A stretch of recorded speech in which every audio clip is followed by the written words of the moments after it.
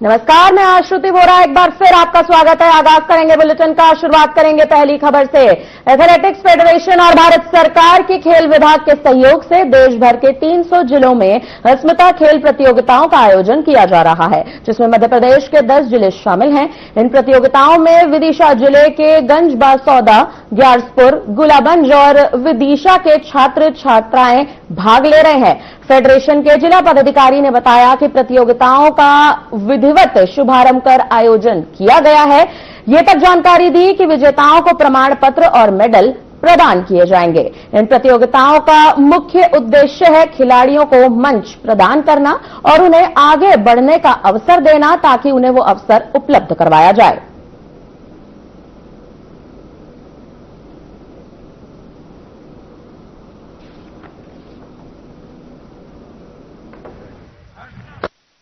Athletic federation of India के निर्देशानुसार Smita league प्रतियोगिता का आयोजन विदिशा में कराया गया, जिसमें 12 वर्ष से 14 वर्ष से 16 वर्ष की बालिकाओं के लिए रखा गया था।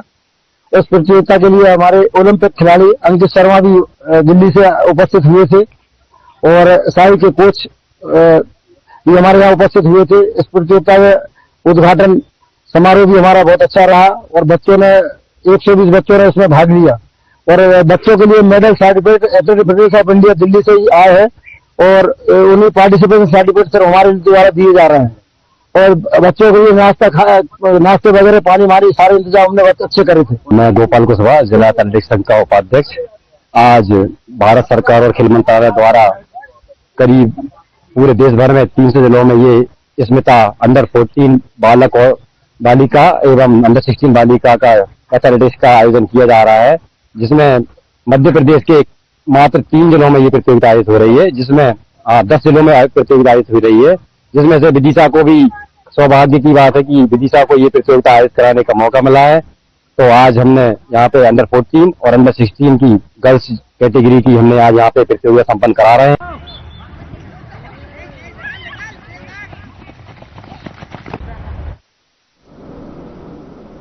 इंदौर जिले में एसआईआर यानी कि स्वीप रजिस्ट्रेशन के काम की प्रक्रिया तेजी से जारी है और कलेक्टर शिवम वर्मा इस पर लगातार नजर बनाए हुए हैं। कलेक्टर ने इस बात की घोषणा की है कि उत्कृष्ट कार्य करने वाले बीएलओ यानी कि बूथ लेवल ऑफिसर्स को सम्मानित किया जाएगा, जिसके तहत उन्होंने सांवेर विधानसभा के 2 बीएलओ नीरज और विजय को अपने कार्यालय में बुलाकर शॉल, श्रीफल और 10,000 रुपए का चेक देकर सम्मानित किया है। तो आपको जानकारी के लिए बता दें कि इन दोनों बीएलओ ने अपने क्षेत्र में एसआईआर का काम 100% और समय से पहले पूरा कर लिया।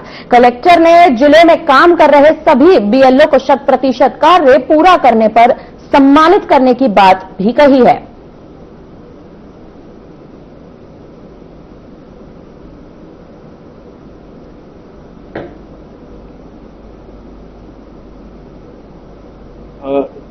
हम लोगों ने ये डिसाइड किया था कि चूंकि हमारे बीएलओ बहुत मेहनत कर रहे हैं इस पूरी एसआईआर की प्रक्रिया में और वो निरंतर घर घर जाकर फॉर्म कलेक्ट कर रहे हैं, फॉर्म भरवा रहे हैं और फॉर्म को डिजिटाइज कर रहे हैं, तो इसमें निरंतर उनके द्वारा मेहनत की जा रही है। उनको प्रोत्साहित करने के लिए जो ऐसे बीएलओ थे जो सबसे पहले अपना 100% काम पूरा कर लेंगे, उनको हम लोग यहाँ बुलाकर सम्मानित करेंगे। आगे भी सम्मानित करेंगे जब वोटर्स का टाइम आएगा। तो आज ऐसे 2 हमारे बीएलओ साथी नीरज और संजय, इन दोनों लोग को बुलाकर सम्मानित किया गया है।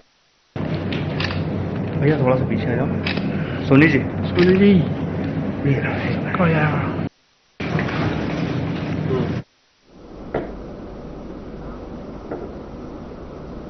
रायसेन में बीजेपी मंडल मीडिया प्रभारी हरिओम साहू का चौकी प्रभारी से शराब मांगने वाला ऑडियो वायरल होने के बाद अब घमासान मच चुका है। ऑडियो सामने आते ही बीजेपी ने हरिओम साहू को नोटिस जारी कर दिया है। जवाब की तलब लगातार जारी हो चुकी है और बीजेपी नेता मुदित शेजावर का साफ तौर पर कहना है कि आचारहीन कार्यकर्ताओं की पार्टी में जगह नहीं होनी चाहिए। जिलाध्यक्ष राकेश वर्मा ने भी अनुशासनहीनता पर नाराजगी जताई है। वहीं उधर देखा जाए तो कांग्रेस ने बीजेपी पर तंज कसते हुए कह दिया है कि बीजेपी की कथनी और करनी में अंतर साफ दिख रहा है। कांग्रेस ने सवाल उठा दिया कि वायरल ऑडियो के बावजूद हरिओम साहू को अब तक हटाया आखिर क्यों नहीं गया है।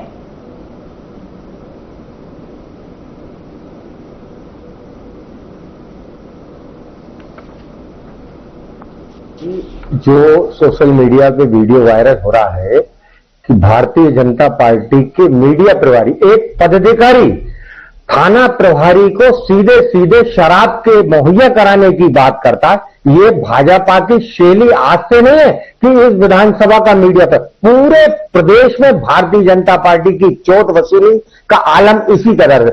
और इसको देखें आप, भारतीय जनता पार्टी के तरह तरह के लोग इस बचाने के लिए यह बात करते हैं कि हम उन पे संगठनात्मक कार्रवाई करेंगे।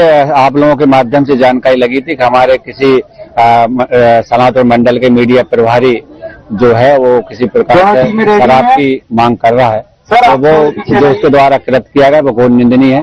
हम यही कहना चाहेंगे और भारतीय जनता पार्टी द्वारा मेरे निर्देश पर हमारे अनुसार समिति के संयोजक राजेश कुमार जी ने इसको नोटिस दिया है।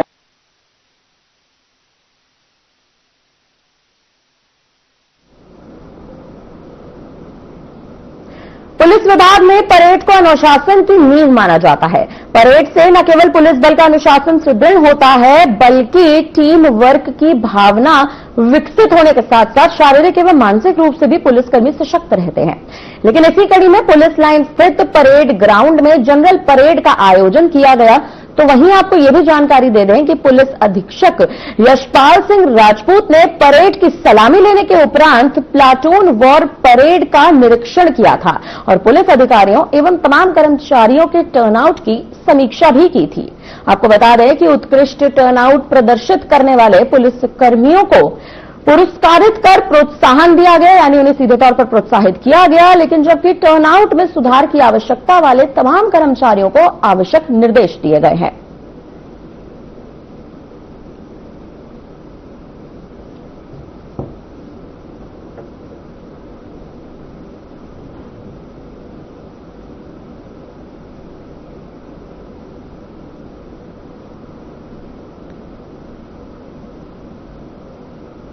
आगरमालवा पुलिस लाइन में साप्ताहिक जनरल परेड का आयोजन किया गया, जिसमें अनुशासन और सैन्य सादगी के साथ कार्यक्रम संपन्न हुआ। परेड का निरीक्षण पुलिस अधीक्षक विनोद कुमार सिंह ने किया है। एसपी परेड की सलामी ली गई और उपस्थित पुलिस बल की तैयारियों की भी सराहना की गई। उन्होंने उत्कृष्ट टर्नआउट व अनुशासन प्रदर्शित करने वाले तमाम अधिकारियों और कर्मचारियों को प्रोत्साहित भी किया, जिससे पुलिस बल का मनोबल तो बढ़ा ही बढ़ा। लेकिन इसी के साथ परेड के बाद पुलिस ने स्वच्छता ड्रिल भी किया, जिसमें भावना, लय और पालन, तो वहीं तालमेल और त्वरित प्रतिक्रिया क्षमता का उत्कृष्ट प्रदर्शन भी देखने को मिला।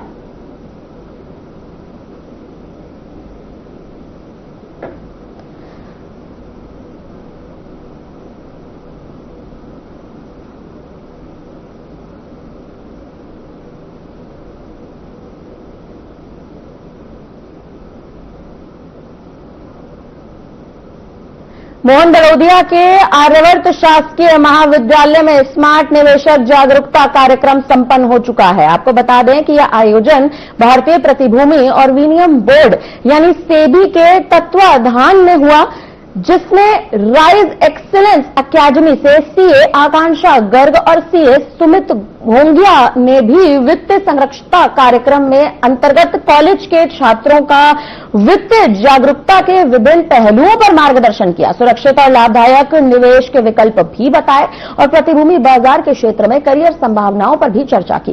कार्यक्रम की अध्यक्षता कॉलेज प्राचार्य डॉक्टर एसके तिवारी ने की थी। बताया जा रहा है कि कार्यक्रम का संचालन स्वामी विवेकानंद करियर मार्गदर्शन प्रकोष्ठ मनोज लश्करी ने किया था। वहीं आपको बता दें कि आभार प्रदर्शन सौम्य सिंह तोमर ने किया और इस मौके पर बड़ी संख्या में छात्र भी उपस्थित रहे।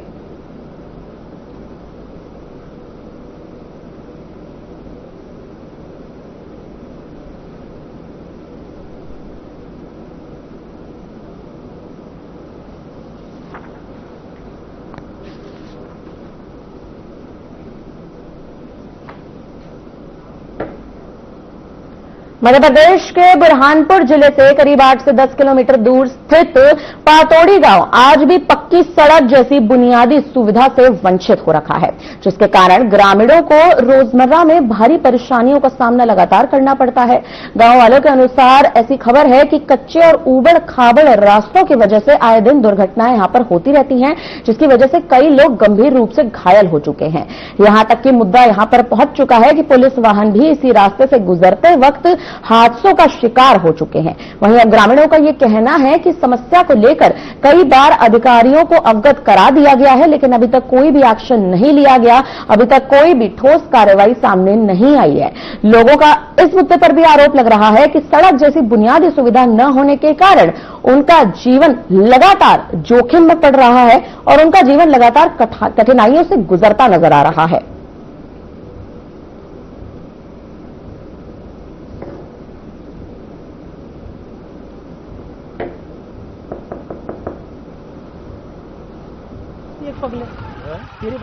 बुढ़े हैं, चलने नहीं पाते बराबर, साधन इधर उधर हो जाते हैं गड्ढे में। तो क्या दुर्घटना भी होती है? हाँ, दुर्घटना भी हो जाती, गिर जाते हैं, अपने मोटर साइकिल वाले पहुंचते गिर जाएंगे। क्या नाम है आपका? तस्वीर दर्द। तो क्या कहना चाहेंगे, आपके मार्ग गाँव में जाते सड़क? मैं क्या बोलती, आने जाने की बहुत पंचायत होती लोगों की। यहाँ है ना, गाड़ी भी पलट गई थी एक बार। बरसात में तो बहुत ही ये होती, पलट गई है, कभी बैलगाड़ी से कुछ एक्सीडेंट हो गया है। मतलब बहुत असुविधा होती है आने जाने के अंदर, बड़ी मुश्किल होती है आने जाने के अंदर। काफी में जब भी जाना होता है यहाँ से तो बहुत ही दिक्कतें आती हैं। कभी गाड़ी पंचर हो जाती है, कभी जो है क्या नाम से बहुत दिक्कतें आती हैं जाने में। कभी टी शर्ट रहता था, गाड़ी फंस जाती है, गिर जाते हैं, बहुत दिक्कतें होती है। क्या दुर्घटना भी हो रही है? दुर्घटना भी हमारे साथ तो नहीं हुई, लेकिन दुर्घटना होने की जो है काफी संभावना है। बहुत परेशानी होती है और जब मतलब बारिश का मौसम रहता है तो रास्ता दिखता ही नहीं, पूरा रास्ता पानी से ही भर जाता है। तो बरसात के दिनों में ट्रैवलिंग में तो बहुत परेशानी होती है। ऐसे भी आधा रास्ता अगर बन जाए तो सबकी मुसीबत हल हो जाए। ये लगभग मतलब हमारा जो जब से गाँव है तब से ये कच्चा रास्ता है और आगे का रास्ता आधा बना हुआ है और अभी आधा बाकी है। तो हमारे को आने जाने में काफी दिक्कतें होती है। स्कूल के बच्चे जाते हैं, हम जाते हैं इधर से, और इधर पुलिस लाइन भी है। तो वो बेचारे प्रशासकीय अधिकारी है और उनका भी मतलब रात बेरात आना जाना करते हैं वो, तो उनको भी तकलीफ होती है। और हमारा गांव जो है एक ऐतिहासिक गांव बोला जाता है, ग्राम पातोंडा बोले तो ऐतिहासिक गांव है, लेकिन उसके बावजूद इतने लीडर गांव में आते हैं, लेकिन रास्तों की तरफ कोई देखने को तैयार नहीं है। गड्ढे तो इतने गिरे हुए हैं। जन सेवा पुलिस, मध्य प्रदेश पुलिस जन सेवा खुद हमारे पातोंडा लाइन पे है, उनको रात बेरात यहाँ से जाना आना पड़ता है। जो जन सेवक है उनको दिक्कत हो रही है, लेकिन कोई रास्तों की तरफ देखने को तैयार नहीं है। और तो और पहले के टाइम में जो बुजुर्गों को तकलीफ होती थी शरीर में, वो अभी हमारे उम्र में 30 की उम्र में गड्ढों के कारण होने लग गया है। कमर में दर्द हो रहा है, कुछ गैप आ रहा है, कुछ हो रहा है। और यही नहीं, हमारे पातोंडा को 3 मार्ग है और तीनों मार्ग हमारे खराब है।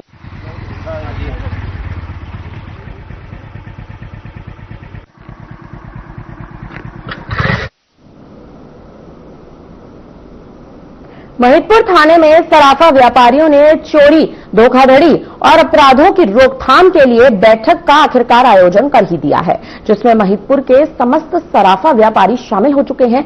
बैठक में एडिशनल एसपी अभिषेक रंजन, एसडीओपी जेडन लिंग जेरपा, थाना प्रभारी नरेंद्र बहादुर सिंह परिहार उपस्थित रहे।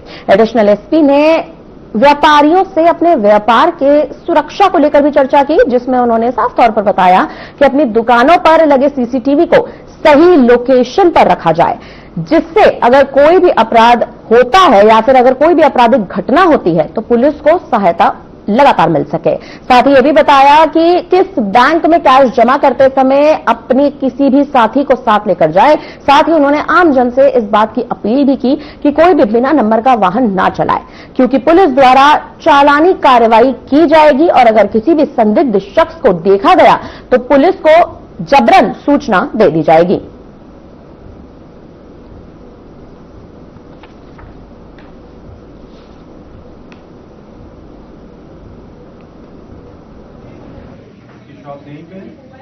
आज महिदपुर थाने में सभी सराफा व्यापारियों को बुलाया गया था। एक मीटिंग रखी गई जिसमें कि आम निर्देश दिए गए हैं कि जैसा कि शीत ऋतु का समय भी आ रहा है तो इसमें सुरक्षा व्यवस्था कैसे बढ़ाई जाए, इसमें सभी व्यापारियों को आपस में संगठित किया गया और उनको बताया गया कि कैमरे की व्यवस्था रखें, अपने लॉक की सिस्टम रखें और जो पुलिस के द्वारा जो भी पेट्रोलिंग की जा रही है उसमें उनकी सहायता करें।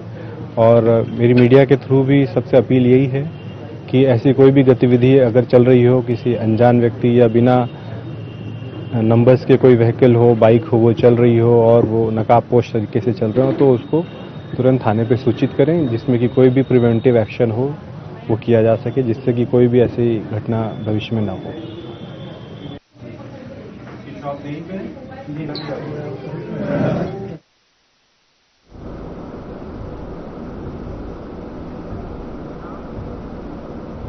सिलवानी नगर में अवैध कॉलोनियों का गोरखधंधा लगातार बढ़ता ही जा रहा है।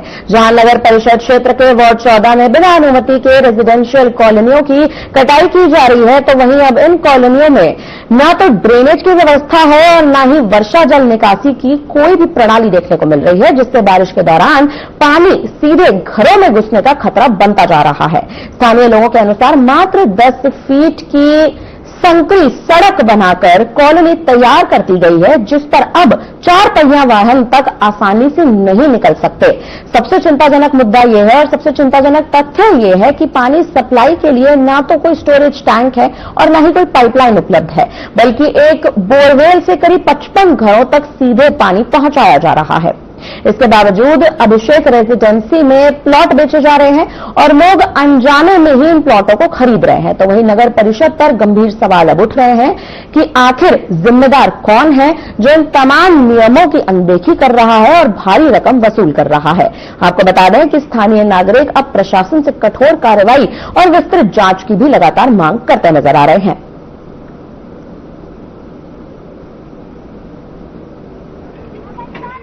नमस्कार, मैं उमेश चौबे, आप देख रहे हैं साधना टीवी।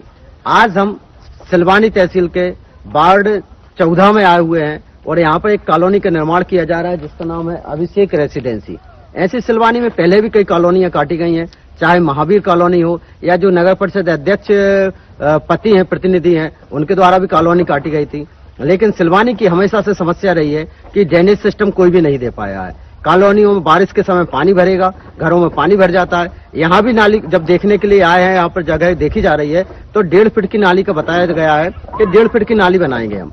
55 से 60 यहाँ पर प्लॉटिंग की जा रही है, मकान बनाए जाएंगे जिसमें 1.5 फीट की नाली से 50 से 60 घरों का पानी निकालेंगे। परमिशन इनके पास कितनी है, सीएमओ से बात करके देखा जाएगा कि आखिर कितनी परमिशन लेकर, क्योंकि कई सारे कॉलोनाइजर आए हैं, बिल्डर आए हैं, कॉलोनी बनाकर चले गए, औने पौने दामों पर बेचते हैं, अपनी मनमर्जी के रेट रखते हैं। लोग भोली वाली जनता यहाँ पर आकर प्लॉटिंग खरीद भी लेती है और फिर बाद में मूलभूत सुविधाओं से परेशान रहते हैं। पहले तो दावे किए जाते हैं बिजली, सड़क, पानी, मकान, मंदिर, सारी चीजें हम बना कर देंगे और जब जैसे ही कॉलोनी के 8-10 प्लॉट बिकते हैं उसके बाद कॉलोनी कहीं न कहीं खंडर हो जाती है और कोई ना विकास कार्य होता है, ना कोई देखने वाला आता है। कॉलोनाइजर आते हैं, बाहर से आते हैं, अपना काम करके पैसा कमा कर निकल जाते हैं। उसके बाद ना तो कोई कार्रवाइयां होती हैं और परेशान होती है मेन जनता। आखिरकार ये 55 से 60 घरों का ड्रेनेज सिस्टम कैसे निकालेंगे जब इनका जो कॉलोनी का है सिविलोक कॉलोनी से लगे हुए हैं। अब इनका कहना है कि हमारी नाली सिविलोक कॉलोनी से निकालकर हम अलग से उनकी कॉलोनी में बनाकर ले जाएंगे, जो कि कहीं तक संभव नहीं है। एक ट्यूबवेल के द्वारा 55-60 घरों में पानी पहुंचाया जाएगा, कोई टंकी नहीं बनाई जा रही है। इनका कहना है डायरेक्ट हम ट्यूबवेल से सिस्टम से चालू करके हर घरों में पानी पहुंचाएंगे। आखिरकार सिलवानी में किस प्रकार के बिल्डर आ रहे हैं, कैसे काम कर रहे हैं, क्यों इन पर कोई देख रेख नहीं होती, कोई जानकारी के अभाव में कहीं न कहीं भोली वाली जनता को लूट कर और इस तरीके से प्लॉटिंग करके अपना पैसा कमा कर निकल जाते हैं।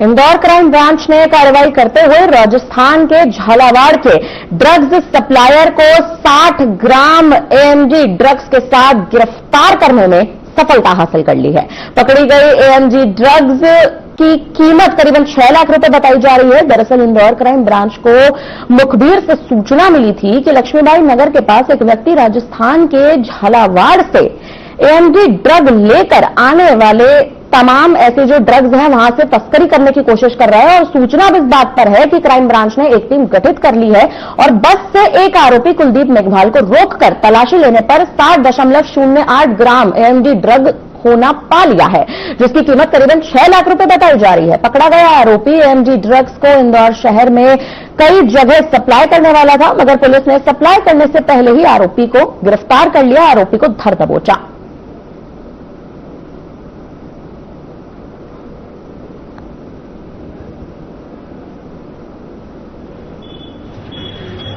ये आपको जानकारी में है कि मादक पदार्थों के विरुद्ध कठोर अभियान हमारे क्राइम ब्रांच के द्वारा किया जा रहा है, अभियान चलाया जा रहा है। इसमें कमिश्नर साहब द्वारा लगातार क्राइम ब्रांच को निर्देशित भी किया जाता है कि इस पर कठोरतम कार्रवाई करें, जीरो टॉलरेंस पे काम करें। उसी निर्देश पे अभी हम लोगों ने 2 दिन पहले एक सूचना मिली कि एक व्यक्ति कमर्शियल मात्रा करीब 60 ग्राम की एमडी लेकर के आ रहा है और यहाँ पे कई जगहों में डिस्ट्रीब्यूट करने वाला है। इस सूचना को हमने अपने एसीपी क्राइम देवेंद्र दुर्वे को शेयर किया। उन्होंने अपनी एक टीम एएसआई मंगल के नेतृत्व में तैयार करी और उनको भेजा, तो वहां मौके पर इन्होंने छापामारी कार्रवाई की। तो कुलदीप मेघवाल करके एक लड़का है, वो राजस्थान में झालावाड़ से यहाँ पर आया था और करीब 60 ग्राम एमडी उसके कब्जे से मिली और वो यहाँ पर कई जगहों में देने की तैयारी में था, लेकिन हमारी टीम ने उसको सूझबूझ के साथ पकड़ा और उसके कब्जे से ये एमडी बरामद की।